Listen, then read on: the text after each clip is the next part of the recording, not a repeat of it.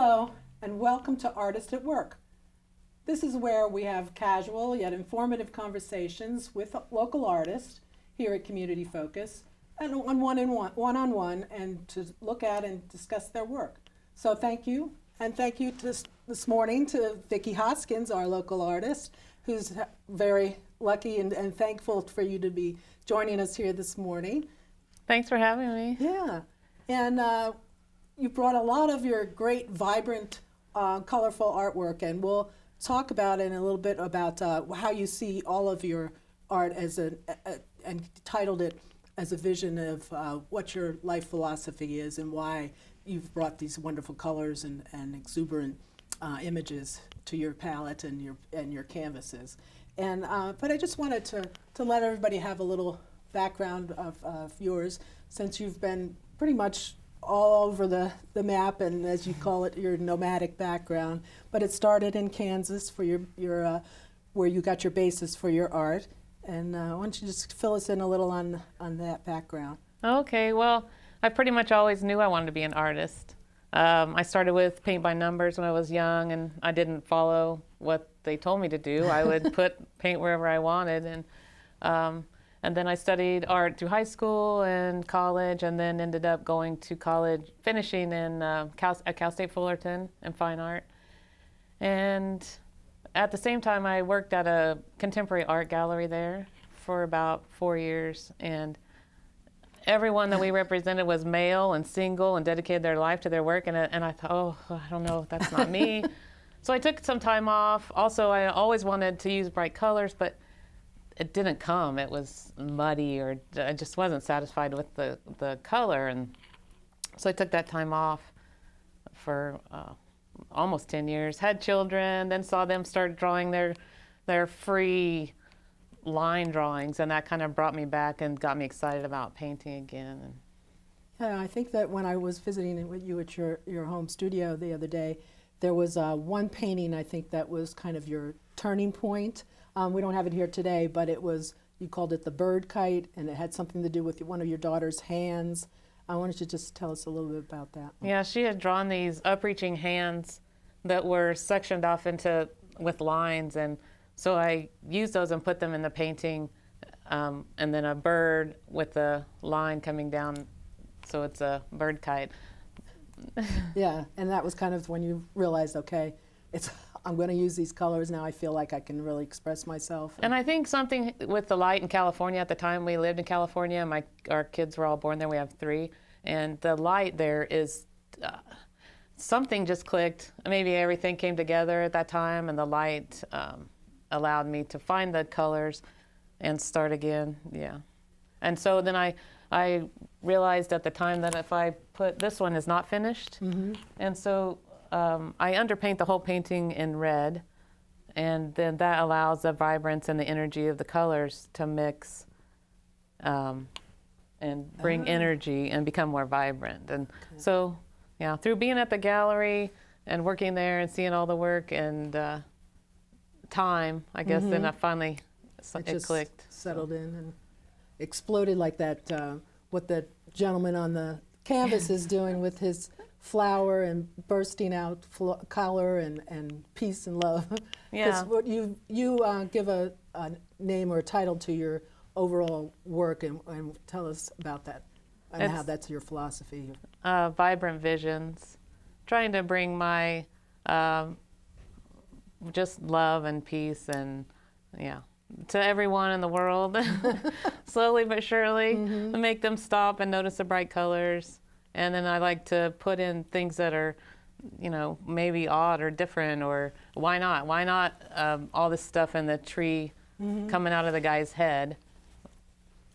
Why not? Yeah. That's not when I paint. Maybe it was what he's thinking and doing. In fact, I think this one here behind me with the exploding head with all the wonderful flowers and trees, that was one you had done, or similar to the one you had done. You were asked to do one of the pieces of your art was displayed on the cover of the art education conference, one of the ones that you attended in Kansas. Yeah, a couple of times the Kansas art educators asked me to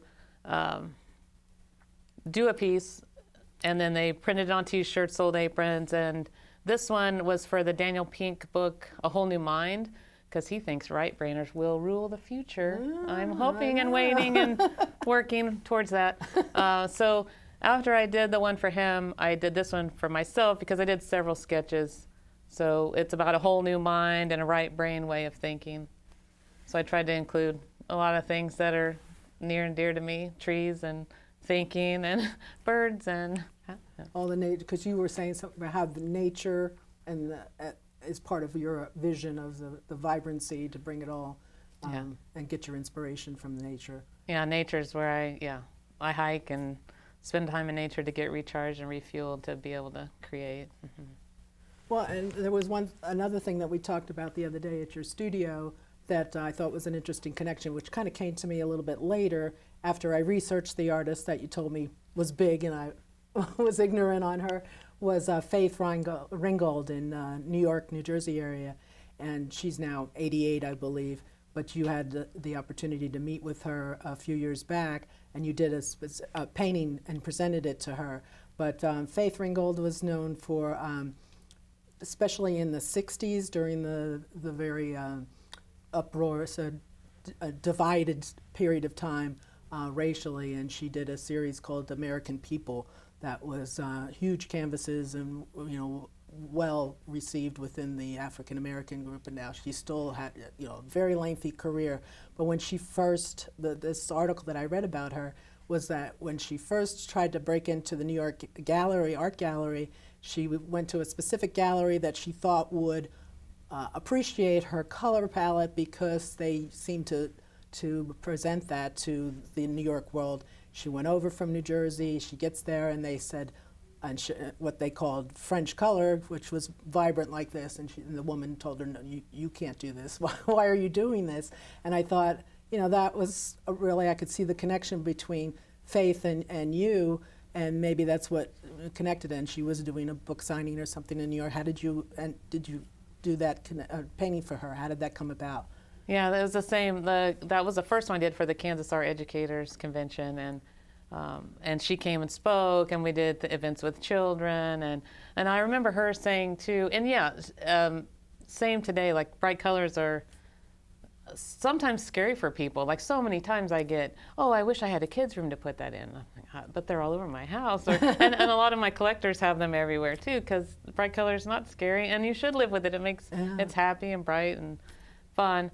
But when she was young, she did a painting in school, and the teacher said, well, what is this? She goes, well, it's a house. Well, then write that on there. And she refused. But so choosing a creative life, you continually have to be able to release things like that people say to you, because it's always coming at you. And that's what she said. She didn't really understand. The woman didn't explain why she said, you can't do that. And she turned it around and said, well, that means that I should be myself, and I'll do what is coming from me. And the funny thing was also where you said it's a piece that we have an image of, but that's over your mantle of these two big buffaloes looking right at you in a grazing area, and in the background is the forest. And you said when you finished that, you had stripings with indicating the trees in the background. And someone said, I love this painting, but I don't get the stripes, and why are they there? And you took it to heart and kind of muted down the stripes, and in one way you said, I wish I hadn't done it, because that was my statement on there. And there's things that like you said, you want to try to rule out some of the things, but at the same time you're trying to please someone who hopefully will purchase your art or whatever, or maybe you just want to keep it all. But it's easy to be influenced by clients, because we're sensitive, and artists are sensitive, and it's taken me, I think, 50 years to finally, okay, I'm good, I'm doing what I want. So. And it's funny too, because you find things, all sorts of objects, like you said your husband was building a deck off your house, and you said, don't throw away those pieces, and ended up making smaller items and working with them. And there's this item here that I thought was pretty. Yeah, this is a car mold I got at the bomb shelter in Akron. I love going there. Go ahead and set it down here. set it up straight for you. And it's from a Cobra, I'm guessing, because it says Cobra F-20 on it. But I thought it looked like a car. It's not supposed to be. But anyway, so this is. I just bought it and painted it.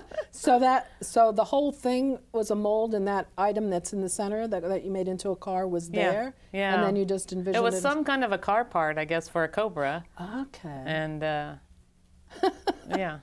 So I'm always finding things like doors or anything laying around. I try to keep it and paint on it.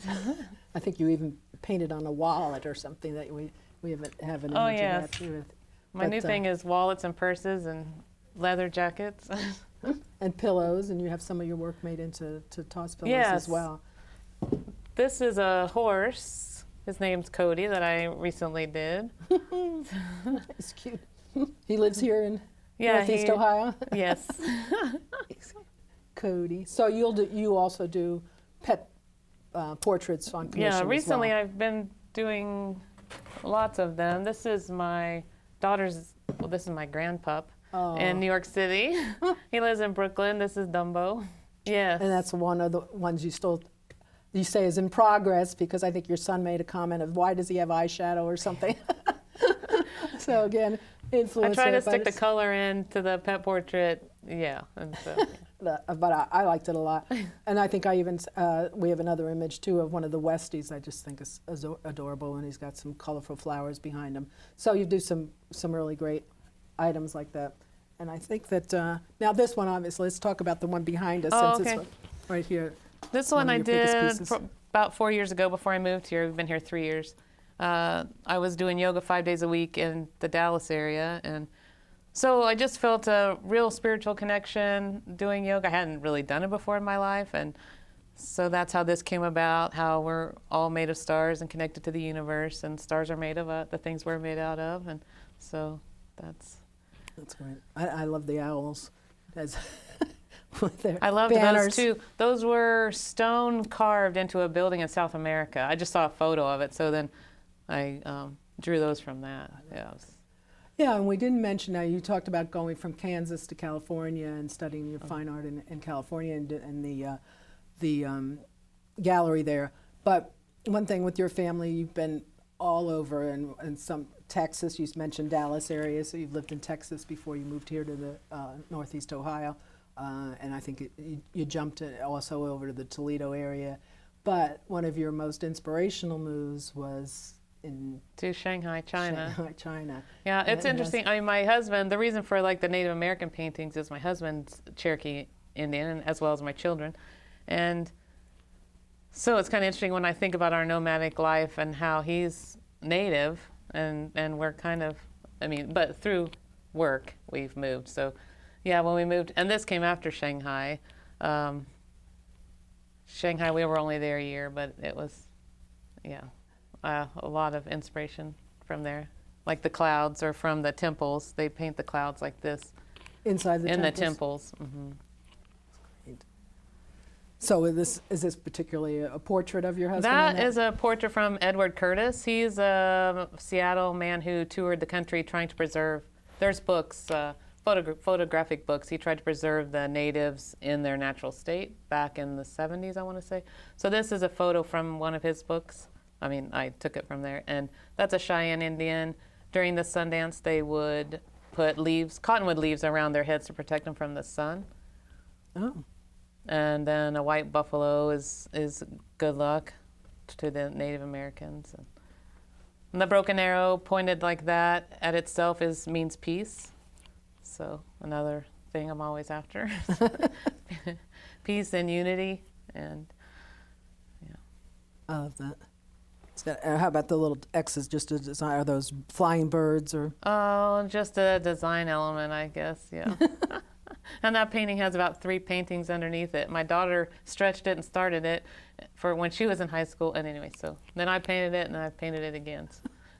I know you talked about when you were showing me the art in your studio, that how one of the advantages of when you were in China were the canvases, and how beautifully structured those canvases were at an exceptionally reasonable price, that you could you could get them, and now that you can't get anything like that unless you, I don't even know if they import them or not from the ones that were so Yeah, I don't think well they structured. do. But that was the great of too bad Yeah, it you was couldn't stretched ship linen, over. and yeah, I needed a crate to come back with.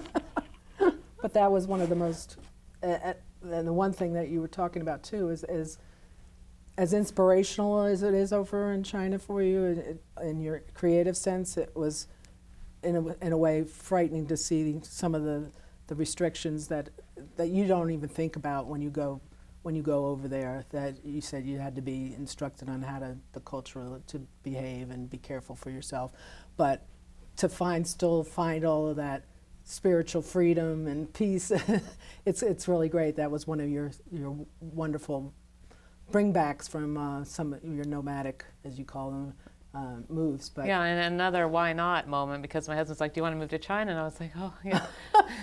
Why not? Okay, let's go. Pack it up. Which you're probably pretty skilled at by now with packing and moving and going down. But like your daughter was telling me earlier, she's quite happy to see what life is like here, and she's enjoying herself. Yeah, we love Ohio, we do. Good thing. And it's funny, there was another thing that you had told me about when you're painting, as well as you even paint furniture, you'll bring your palette and your brush onto just about anything. There was an opportunity that you had at one of the children's museums to paint a piano and I don't know which children's museum was it? It was in Hutchinson, Kansas, my hometown. Yeah, they had a piano donated and wanted to jazz it up. So yeah, I got to cover it with my work. And I recently got a picture from one of my nieces, and her son was at the museum playing it. Oh, that's nice. That's awesome. Yeah, I think we have an image to show on that as well. So, there's a couple. Oh, this piece. Okay, this one is your. Oh yeah, this is one of my more recent. Georgia O'Keeffe is a real inspiration. She lived in Amarillo, Texas for a while. So did we. We were there about 2 years. And there's a canyon there, Paladuro Canyon. And when we would go, the clouds in the sky were just like her paintings, big white, just like what she painted. And so then I recently did this. This is her at her ghost ranch, and I love this quote from Albert Einstein. That's my whole philosophy too. Look deep into nature, and you will understand everything. It's pretty much sums it up of what your philosophy is. Yeah. Mm-hmm. And what else do I have over here? Oh, this one is good. That's a floral arrangement. I've been doing a few of those recently too. This is more of my new style, kind of moving away from the red underpainting, and now I do more of like that Native American one, a random color background, and then draw on top and fill it in. So it's a more newer example. Mm-hmm. Yeah, I think this says 2018, so it's very new. And this one is Space Dreams. So I just love the German Shepherd, he's dreaming about space and all things possible. Yeah, who knows what they're really thinking about. That's great. And is this a lotus flower, this one here on the yes. right? Mm-hmm. There's a lot of great symbols in here. Oh, I see a little teepee at the bottom. Is it? Oh, that is a Native American symbol. Oh, of course. Let's see. I think for the sun. Oh, for this. Okay. Mm-hmm. Cool. That's great. And the look on his face is just precious. You can just see he really is just. Let me think about that. And I love the lunar inset in here. This one got a lot of attention at the Hudson Flea when I did this whole season, and yeah, most people were drawn to this one. Yeah. That's great. Now, do you do prints of your work as well? I do on some. Mm-hmm. Yeah. It's great to see. And I have another one over here. I think I want to pull out. Let's see. Oh. This one's there's somebody on in. my 3-tree theme again. Like there's 3 trees coming out of the guy's head. There's this something I have with 3 trees. I've done tons and tons of. So this is 3 trees and some hummingbirds and flowers, and then the girl sitting and contemplating life. I had someone at the art hop ask me, "Well, what does that mean?" I said, "Well, she's thinking and contemplating life in the middle of nature." And do you use model? Did you use one of your daughters to model that? Yeah, that's modeled off of Shelby. Yeah. See, good thing she's here today, huh? And there was, let's see, I think this one up front. Oh, and this one. This is one of your newer ones as well. Mm-hmm. That's the newer, different colors, I guess. And she's ghost-like, but reaching down to dig love out of nature. I see. And I think this styling, which is the one I'll have to show again. Oh, yeah. With it, is the way that you're penciling or inking over. Is that an ink? Mm-hmm. Over, it's almost like a silhouette. Yeah. And as well, a new style. And as you said, some of this is this on a wood piece? That is on wood panel. That's new for me too. With going away from the canvas some, and I do enjoy the wood, and the wood grain sometimes shows. This one is called True Love, obviously. So has the bird and then the couple that I left the underpainting showing instead of painting it in. And you can see, I think that's what I'm seeing, is some of the way that the wood grain is taken, some of the coloring, or maybe that's not intentional, but you can tell the way the paint is taken to the wood differently than you would on canvas. Yeah, it's much different. Mm-hmm. And the whole thing that started this was the scraps from the deck when I started making those little inspirational pieces with fun quotes that then I found these wood panels. And yeah, there is another piece that's not here today, but we do have an image of that's one of your favorites that you will not sell, is the one in the coffee shop with the big mug of yeah. cappuccino or something right in front of you. I didn't see that one, and it's. You say, I remember you showing me that originally and saying, that's my daughter. And I went, well, how would you know? Well, you painted it, but she has her head down on her cell phone, and it's just her great hat and the coffee in there. And that was one. And it was what was special about that one, or the way you framed that one, with it was I think it was from one of the galleries that you. Yeah, that's how I found these gold leaf frames, is we used the floater frame, it's called, so it mounts to the back of the painting. Bring that up on in so we can see what you're talking about. And this one from the horse portrait. Well, you're talking about the way it floats inside the gold frame. So the frame screws on the back, and so like the painting floats inside there. That's all we used at the contemporary gallery that I worked at. So yeah, I was just thinking about the coffee scene. She didn't want her photo taken, so she put her head down. Oh, she did that on purpose? And it looks like she's on her phone, but actually her phone is on the side there. I thought, well, maybe that's her case or something. But she was intentionally hiding her face for her. But these frames were great, and it works really well on that particular piece, just for the coloring. And that one was that on canvas? Or that's on board. So the wood grain shows through on that one also. And did we this one in the front? That one is special because the red-winged blackbird reminds me of my grandfather. He had the big book of birds and albums that would have their calls, and he would try to make bird calls as we were kids and growing up in Kansas. And so he passed away, and I painted this one after that. And so I put the red-winged blackbird, and this quote again is special to me.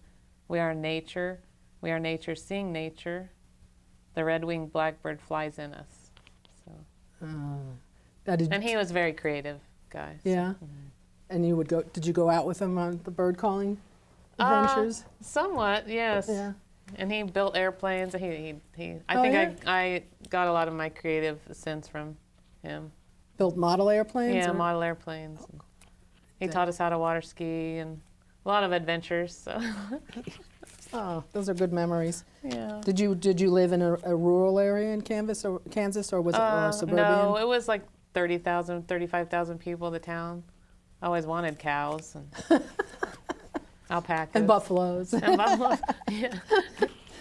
So we were talking about some of your, the Laguna Beach you were talking about in California was some of your inspiration as well with and it was strange because when I lived in Laguna Beach, which is a huge artist community, I didn't paint at that time. That's when we were having kids, and I was working at the Contemporary Art Gallery, which was in Huntington Beach, and I never I never put that together that, you know, I was Maybe in you could such a do that. big art community. I mean, I'm sure it got in there. Yeah. But It was all part of the yeah. absorb and then release. Yeah, it really does take I mean, Picasso said, it takes a long time to become young.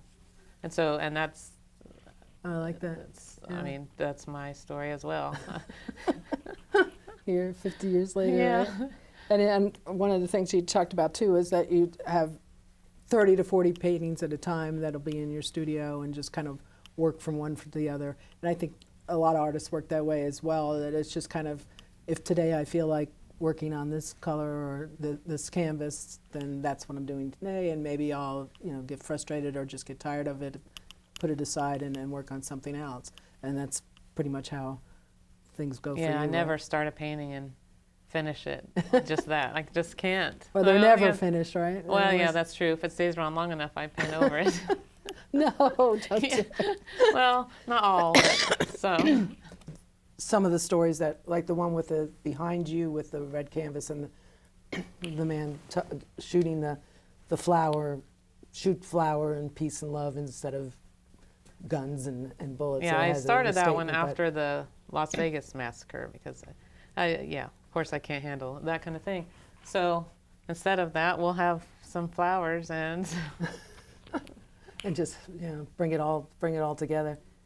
And so what are your usually are you just might be doing something then in the middle of, like you said, you were inspired because of the Las Vegas issue.